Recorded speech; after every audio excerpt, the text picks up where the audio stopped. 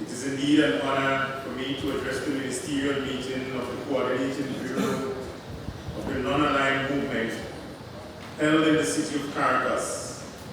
Permit me to extend on behalf of the government of St. Vincent and the Grenadines our warmest fraternal greetings to you, Mr. Chair, and to the government and the people of the Bolivarian Republic of Venezuela, and to congratulate you on hosting this meeting in a time of enormous challenges facing your country.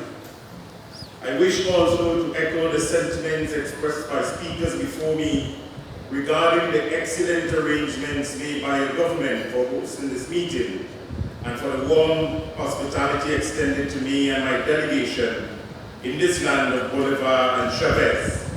Specifically, Mr. Chairman, St. Vincent and the Grenadines commend you on your stellar leadership during Venezuela's chairmanship. Excellency, you can count on St. Vincent and the Grenadines' continued support during the remainder of your tenure. St. Vincent and the Grenadines addresses this ministerial meeting of the Coordinating Bureau of NAM as the smallest country ever to be elected as a non-permanent member of the United Nations Security Council, an historic feat which could not have been attainable without the invaluable support of practically all member states of this movement.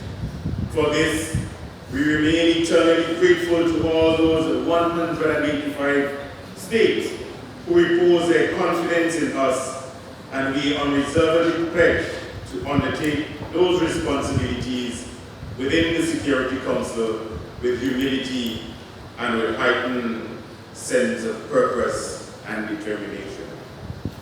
Mr. Chairman, almost 60 years ago, during the height of the Cold War, the founding fathers of this organization, in their infinite wisdom, convened in Belgrade to map out a path of non-alignment grounded in the Bandung principles and based largely on those enshrined in the United Nations Charter. Respect for sovereignty and territorial integrity, respect for human rights, non-interference in the internal affairs of other states, promotion of mutual interest and cooperation, settlement of internal disputes through peaceful means, and non-aggression against other states, among others. As we approach the end of the second decade of the 21st century, the enduring principles upon which this organization was founded are being undermined and eroded in every corner of the globe.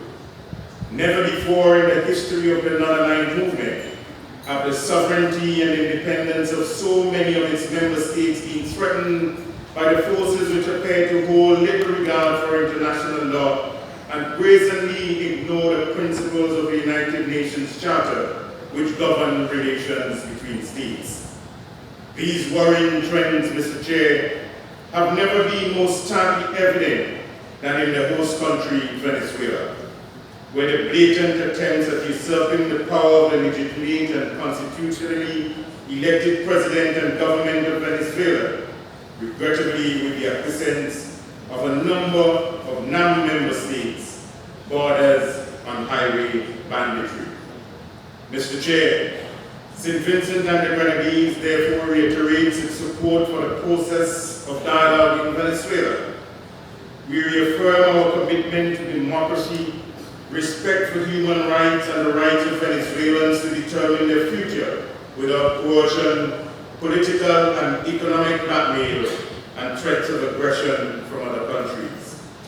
Mr. Chair, the well-chosen theme for this ministerial meeting, promotion and consolidation of peace through respect for international law, must not be a mere slogan to appear on the official records of the meeting, but must serve as a clarion call for the non-aligned movement and its individual member states to consistently promote peace and reconciliation in words and in action, and to uncompromisingly demonstrate an abiding respect for international law, while fervently adhering to the principles of the United Nations Charter in theory and in practice.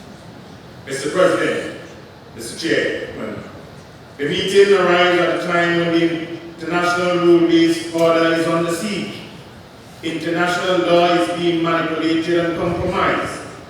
The multilateral systems is being undermined, and even the credibility of the United Nations itself, charged with the responsibility of safeguarding world peace and security, is being questioned. Indeed, we are living in dangerous and unpredictable times. The Bandung principles are being tested. The NAM, by its heterogeneous composition, is not without its limitations. Nonetheless, we must not allow detractors armed with narrow-minded political esoteric interests to undermine the principles and purposes on which this organization was created. We must, Mr. Chairman, reject all attempts that run counter to the principles of the movement, international law, and multilateralism. Mr. Chairman, upholding international law is an existential issue for St. Vincent and the Grenadines. As a small island developing state with no standing army and constrained with narrow borders, we owe our existence as a sovereign, independent nation-state to a universally accepted body of international norms and principles founded in the United Nations. Just the only force on which we depend to safeguard our democracy, our sovereignty, and our independence is international law, without which small states such as ours will be shunned aside with impunity and will not be able to survive within the international community of nations.